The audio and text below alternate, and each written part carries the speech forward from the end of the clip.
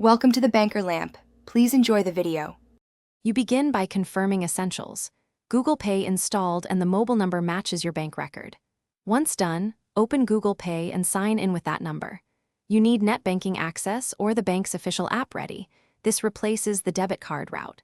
Make sure your bank account accepts UPI and SMS verification works. Now tap your profile, choose Add Bank Account, and proceed to select your bank so the app can verify your mobile via OTP.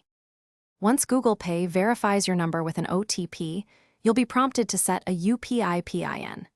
Instead of using debit card details, pick the option to create the UPI PIN through net banking or the bank's app. You'll authenticate via your net banking login and receive an OTP. Use that to authorize creating a 4 or 6-digit UPI PIN. This step links your account for UPI transactions, so remember this PIN and treat it like a password.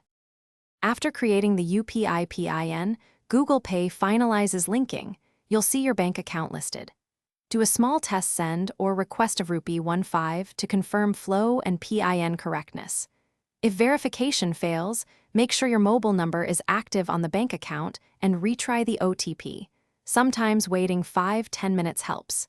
If net banking options don't appear, contact your bank support to enable UPI or net banking. Thanks for watching. If this was helpful, leave a like and consider subscribing. See you next time.